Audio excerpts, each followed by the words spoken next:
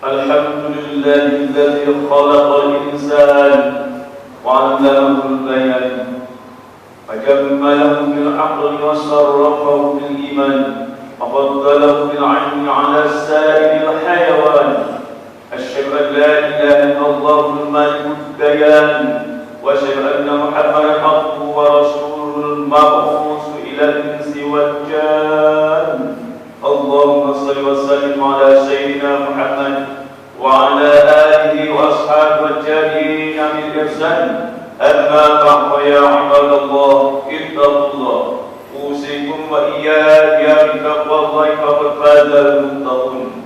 Sidang jemaah yang dihormati Allah, marilah kita tingkatkan ketakwaan kehadirat Allah Subhanahu wa taala dengan melaksanakan segala sunnah dan meninggalkan semua larangannya, membersihkan jiwa diri segala dosa dan noda serta sifat-sifat mazmumah yang menghidangkan hati dan merosakkan amal.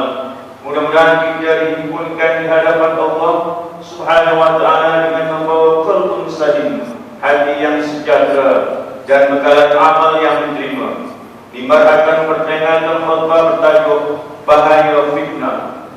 Firman Allah Subhanahu wa taala ayat 19 surat An-Nur. A'udzu billahi minasyaitonir rajim. Innal ladzina yuhibbuna an tashi'a al-fahishatu fil ladzina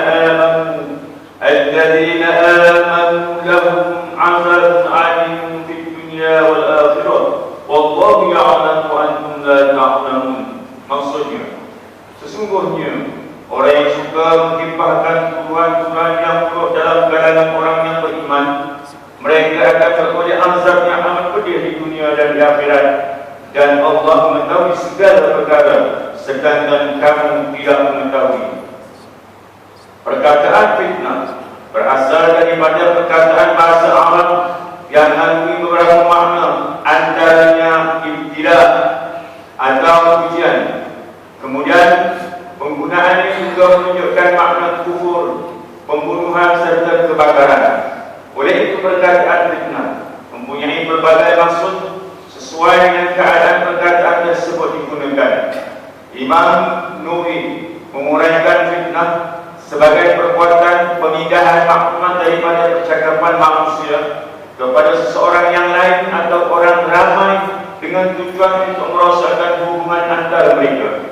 Al-Imam Abu Hamid Al-Ghazali berkata bahawa sifat fitnah diitlaqkan terhadap orang yang memindahkan kenyataan orang lain kepada orang lain, termasuk juga dengan cara tulisan yang disebarkan. Dalam masyarakat Melayu, perkataan fitnah memberi makna yang lebih khusus, merujuk kepada sebarang tuduhan yang diadakan bertujuan memurukkan atau membacakan seseorang atau suatu pihak yang membawa kepada porak-poranda. Jemaah yang dilimpahi rahmat ilahi, fitnah berlaku dalam dua keadaan. Pertama, apabila seseorang mengadakan atau mereka menyanyi seseorang yang lain lalu menyebarkannya dengan tujuan untuk memuruk-murukkan dan menjatuhkan orang yang dijadikan sasaran. Dan kedua, apabila seseorang menerima berita tanpa unsur periksa kesaksian berita, terus menyebarkannya kepada orang lain. Dalam dua keadaan inilah fitnah berlaku. Ketika ini, dengan perkembangan dan kecanggihan teknologi perhubungan, fitnah lebih mudah disebarkan serta disebarkan lebih luas dengan lebih pantas menerusi internet, SMS, WhatsApp, Facebook. Penyebaran fitnah secara kelazimannya melalui ceramah, sembang-sembang kedai kopi, perbualan sama jiran dan rakan pejabat, kekal menjadi amalan dalam kalangan mereka dan penyebar fitnah.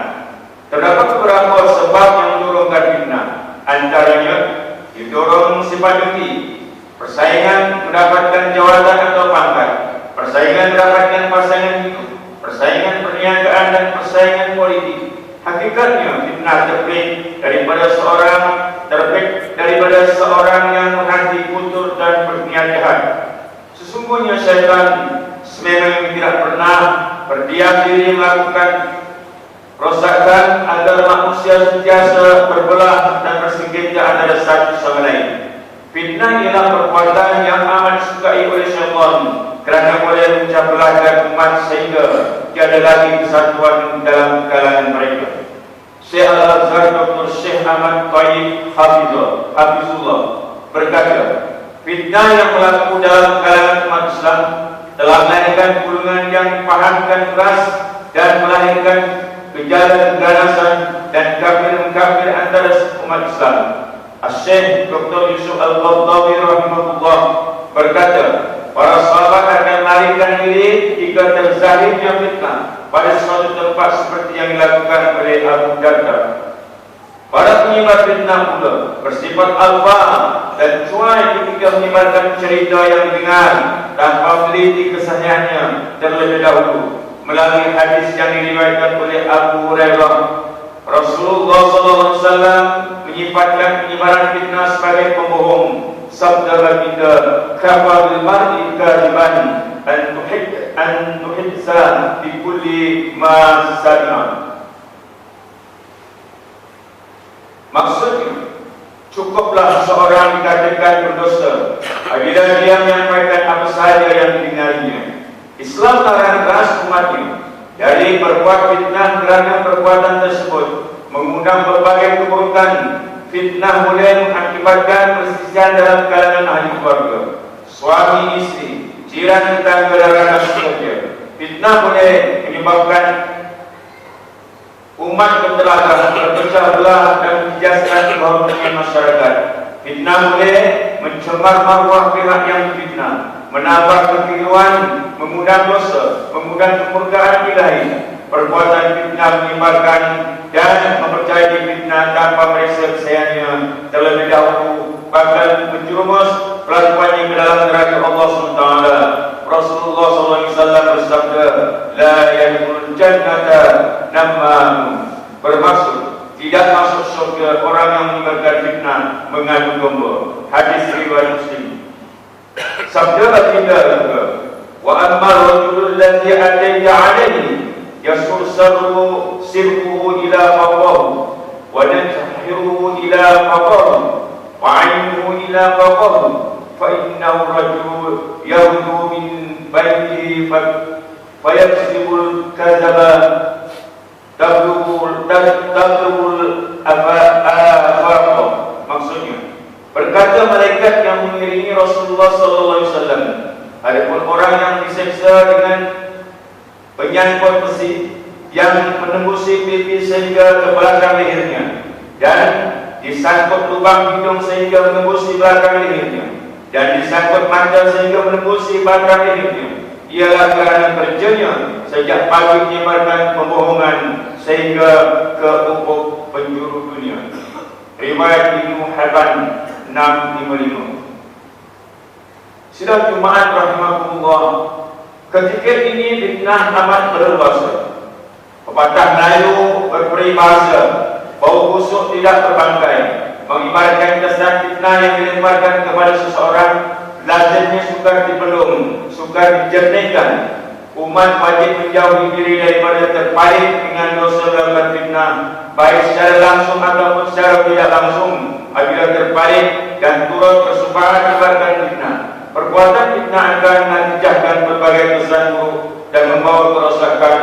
Mimbar memperingatkan perkara-perkara berikut. Pertama, perbuatan menyebarkan berita tanpa usul periksa dengan berkumpul kapal hukum atau mengeluarkan kenyataan berbentuk hukuman kepada seorang tanpa diketahui kebenarannya.